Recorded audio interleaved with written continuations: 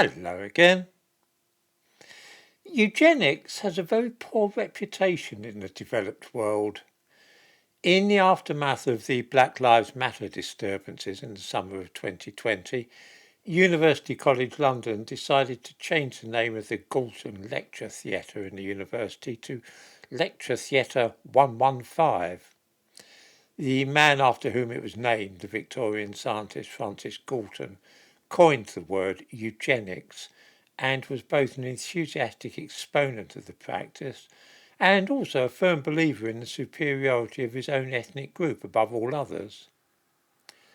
Francis Galton was a cousin of Charles Darwin and better known today for his pioneering of the idea of fingerprints as a reliable method for identifying criminals.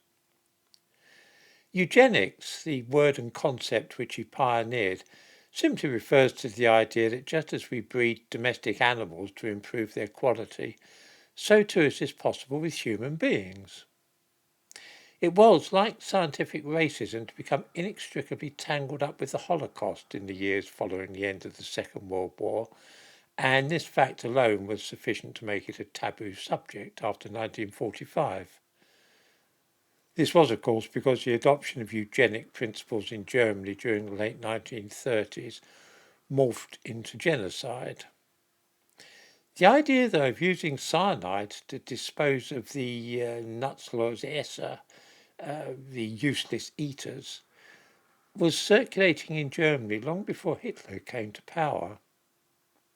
Professor Ernst Haeckel was an immensely erudite and important scientist in Germany at the end of the 19th century.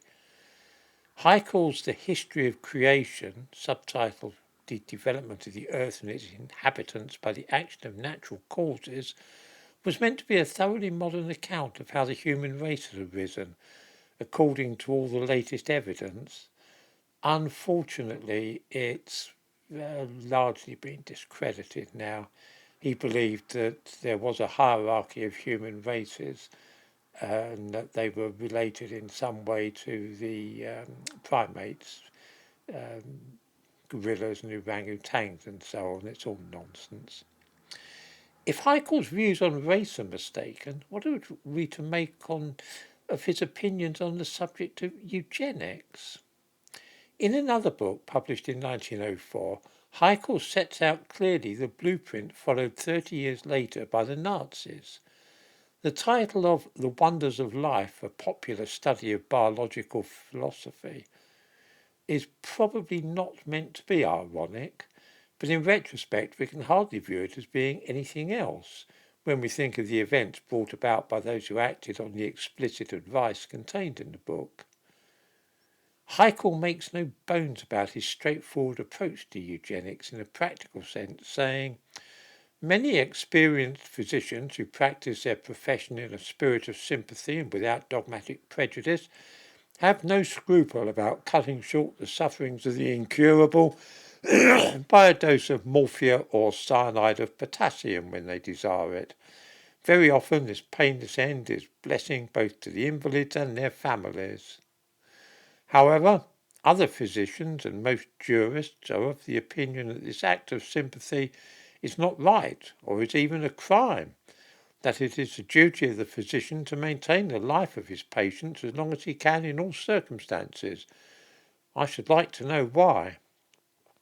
Of course, put like that, it almost sounds like assisted suicide, the sort of thing that Esther Rantzen is currently advocating and making a fuss about in the Daily Express.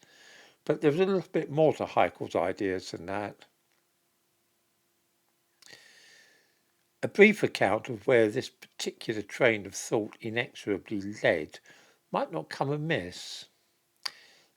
Here's what the good professor was actually talking about, the kind of people he thought would benefit from cyanide of potassium. "We must class as a traditional dogma the widespread belief that man is bound under all circumstances to maintain and prolong life, even when it has become utterly useless, a source of pain to the incurable and of endless trouble to his friends.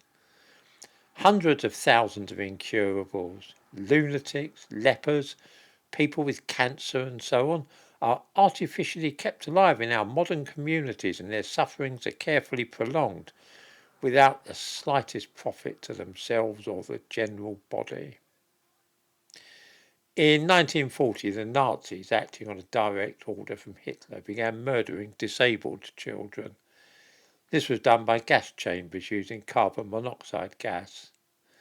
Later, the killing was expanded to include adults with disabilities and mental illnesses.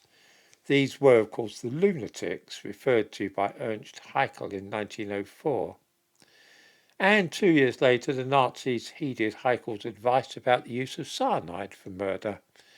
In 1942, the first murders were carried out at the Auschwitz camp using hydrogen cyanide. From the eugenics and scientific racism of the Victorian period to the mass murder of the Holocaust was a smooth, continuous and direct transition. It is for this reason that nobody likes to speak of eugenics or indicate their support for the idea these days. The hypocrisy, though, of paying lip service to such opposition is appalling. Eugenics are practiced routinely in Britain, but not by that name. It is instead disguised as such worthy ideas as a woman's right to choose. Killing people with genetic defects so they will not pass them on to their descendants has fallen from favour, hence the removal of Francis Galton's name from the lecture theatre named after him. Instead, the action to remove what might be thought of as poor human stock begins much earlier, in the womb. Between 1996 and 2004, more than 20 babies were aborted in Britain because scans showed that they had club feet, a defect which can easily be remedied after birth. Other babies were aborted during this period because they had extra digits or webbed fingers. The medical name for webbed fingers is syndactyly, and it's caused by a genetic defect which might possibly be passed down through the generations. By aborting a baby with this condition, the possibility of the baby growing up and transmitting the condition to his or her own children is eliminated. This is eugenics in practice. The only difference is that in the mid-20th century, somebody who could pass on a genetic problem of this kind might have been sterilised to prevent this from happening. Now we kill them before they're born to achieve the same end. It will be recalled that the Nazis had an especially ruthless approach to genetics, gassing children and adults with learning difficulties and certain physical disabilities at special institutions.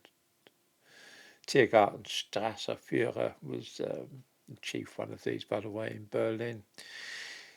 This was because they regarded such people as a burden on the nation, and also because it was thought wise to see that they did not themselves have children who might be similarly afflicted. In Britain, a far more acceptable version of such euthanasia is practised by simply aborting babies who might prove to be troublesome to either their parents or the state.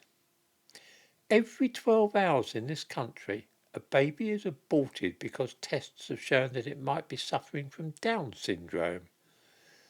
This is a far neater way of disposing of those with genetic defects and learning difficulties than waiting until they're born, then herding them into a gas chamber. Of course, the aim of selectively aborting those with limps, cleft palates, or an extra toe on one foot, or learning difficulties, which is perfectly legal and common in Britain, is to produce perfect humans. It is eugenics, although we have managed to conceal the fact by changing the name of what we are doing.